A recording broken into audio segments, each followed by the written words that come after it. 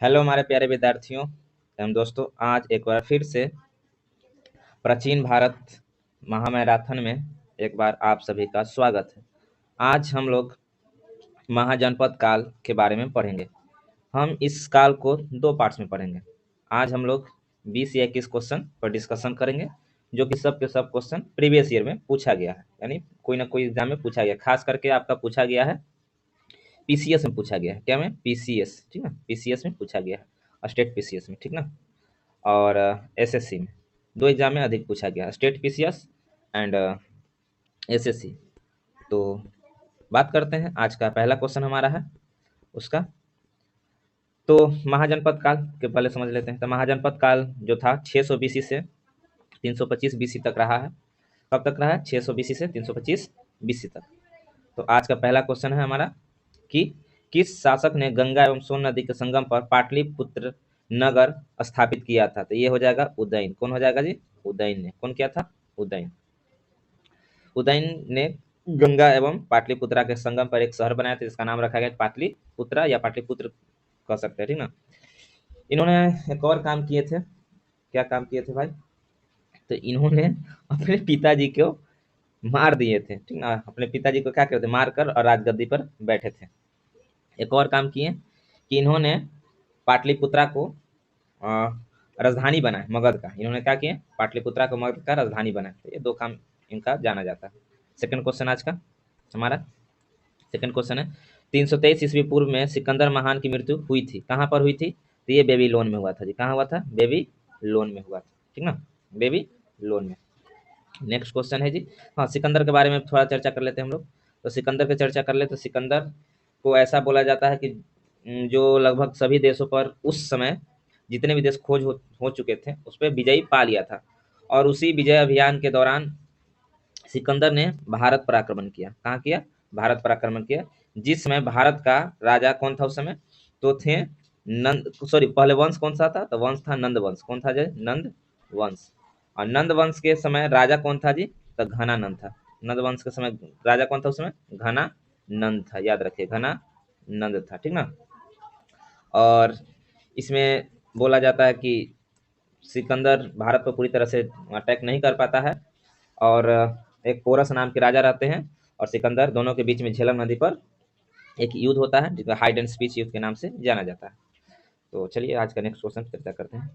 सिकंदर महान एवं पोरस की सेना ने निम्नलिखित में से किस नदी के आमने सामने वाले तांतों पर, देखिए तांतों नहीं होगा, तटों पर, क्या हो जाएगा? तटों पर, तटों पर पड़ाव डाला हुआ था। तो ये झेलम है, देखिए यहाँ जिक्र किया ना, झेलम नदी पर ये दोनों ने आमने सामने पड़ाव डाला था और यहाँ पर एक युद्ध लड़े थे दोनों, जिसमें पोरस की हार हुई थी। जिसमें किसका हार हुई थी जी? पोरस का हार हुई थी। और पोरस को जान से सिकंदर नहीं मारा था। क्या क्या बोला पोरस को? तुम मेरे अधीन रहोगे, लेकिन राजा तुम ही यहाँ करोगे। तुम मेरे अधीन रहोगे और राज तुम ही करोगे इस जनपद पर।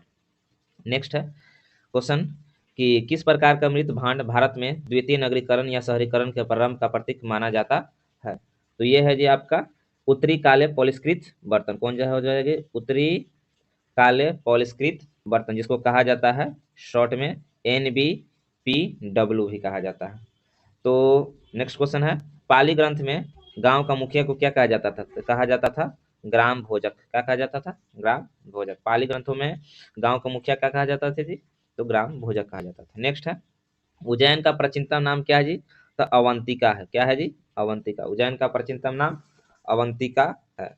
नेक्स्ट क्वेश्चन 6 नंबर, नंद वंश के संस्थापक किसे माना जाता है जी?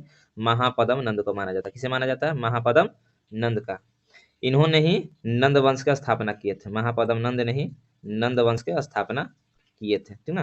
मगध पे, सॉरी, मगध पे करें, नंद वंश पे स्थापना किए थे। और बाद में इनका बेटा, जिनका नाम था धनानंद या घनानंद भी बोलते हैं लोग, धना या घनानंद, राजगद्दी पर बैठा और नंद वंश का अंतिम शासक के रूप में जाना जाता है, घनानंद या धनानंद को।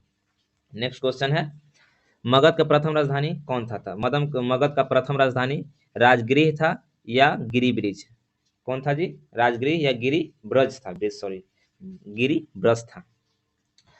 और नेक्स्ट क्वेश्चन है आज का हमारा, किस शासक द्वारा सर्वप्रथम भारतीय थी पाटलिपुत्रा का राजधानी के रूप में मान्यता मिला था जी? तो अभी थोड़ी देर पहले जिक्र किए थे, उदयन के द्वारा। किसके द्वारा? उदयन के द्वारा किया गया था। नेक्स्ट क्वेश्चन है नंबर 16 महाजनपदों की सूची उपलब्ध है किसमें? तो ये 16 महाजनों को जो सूची है अंगुत्तर निकाय में उपलब्ध है। याद रखिएगा एक और चीज यहाँ से क्वेश्चन आप लोग कि टोटल महाजनपदों की संख्या कितना था? 16। टोटल महाजनपदों की संख्या कितना था जी? 16 था, ठीक ना।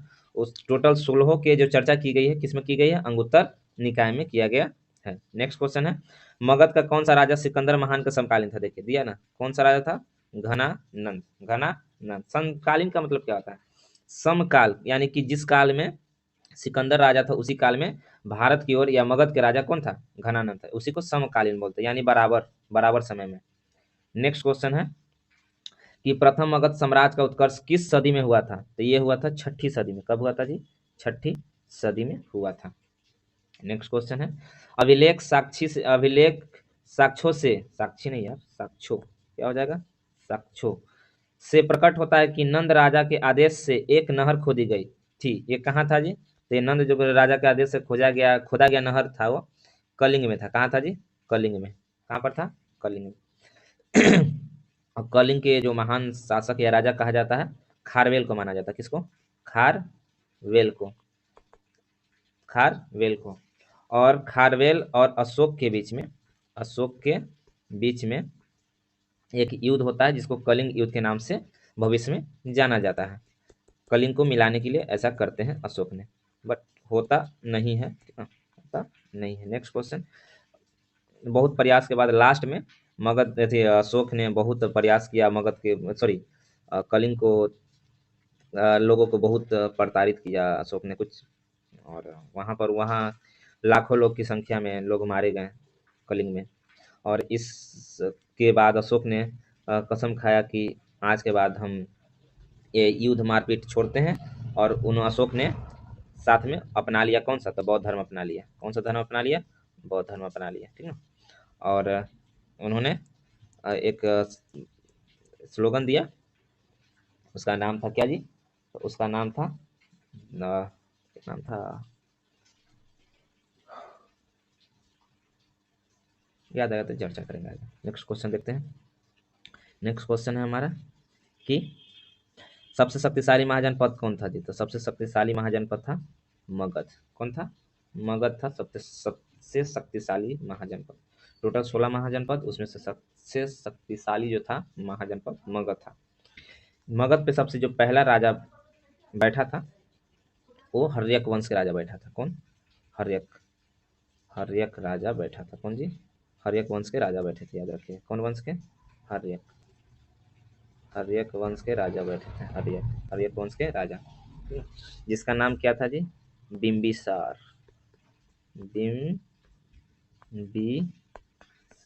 क्या नाम था? बिम्बिसार नाम था, बिंदुसार नहीं, क्योंकि बिम्बिसार हर्यक वंश से संबंधित है, और बिंदुसार जो है याद रखिएगा, बिंदुसार जो है वो मौर्य वंश से संबंधित है। कौन वंश से संबंधित हो? मौर्य वंश से। मौर्य वंश से संबंधित है बिंदुसार, और बिम्बिसार हर्यक वंश से संबंधित है, याद रखिएगा। नेक्स्ट क्वेश्चन है हमारा आज का, कौन सा मगध साम्राज्य की राजधानी नहीं रहा है? तो मगध साम्राज्य की राजधानी ऐसे तो बहुत सारे नहीं रहे, कौशाम्बी लेकिन ऑप्शन में दिया था। और रहे कौन कौन है ये याद कर लिया जाए। तो रहे कौन कौन थे? गिरिब्रज, राजगीर और पाटलिपुत्र, ये तीनों रहा, याद रखिएगा। बाकी कोई भी ऑप्शन आएगा तो आंसर नहीं होगा, ठीक ना। नेक्स्ट, मगध के किस प्रारंभिक शासक ने राजरोहण के लिए अपने पिता की हत्या की और इसी कारणवश वो अपने पुत्र द्वारा मारा गया? देखिए आगे क्वेश्चन है, अजात शत्रु के बेटा ने उसको मार दिया। अजात शत्रु के बेटा कौन? उदयन। कौन था? उदयन। अजात शत्रु के बेटा कौन? उदयन। यानी उदयन ने अजात शत्रु क्या कर दिया था? मार दिया था। ये अपने पिताजी को मारा था, बिम्बिसार को। किसको मार दिया था? बिम्बिसार को मारकर राजगद्दी पर बैठा था। ये बिम्बिसार को मार दिया था, बिम्बिसार को मारकर राजगद्दी पर बैठा था। नेक्स्ट क्वेश्चन है आज का हमारा, विश्व का पहला गणतंत्र वैशाली में किसके द्वारा स्थापित किया गया था? तो ये लिच्छवियों के द्वारा किया गया था। किसके द्वारा? लिच्छवियों के द्वारा किया गया था। नेक्स्ट आज का क्वेश्चन है, सिकंदर ने भारत पर कब आक्रमण किया था? सिकंदर ने भारत पर आक्रमण 326 बीसी में किया था जी। क्या था? 326 बीसी में किया था, याद रखिएगा।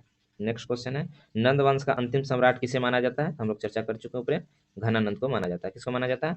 घनानंद को। नेक्स्ट आज का क्वेश्चन है, काशी और लिच्छवी का विलय मगध साम्राज्य में किसने किया? तो ये हो जाएंगे अजात शत्रु ने किया था। कौन किया था? अजात शत्रु ने किया था। अजात शत्रु का अर्थ है दोस्तों शत्रुओं को नाश करने वाला। अजात शत्रु का अर्थ क्या है? शत्रुओं को नाश करने वाला। शत्रु को नाश करने वाला, याद रखिए, शत्रु को नाश करने वाला को ही अजात शत्रु कहते हैं।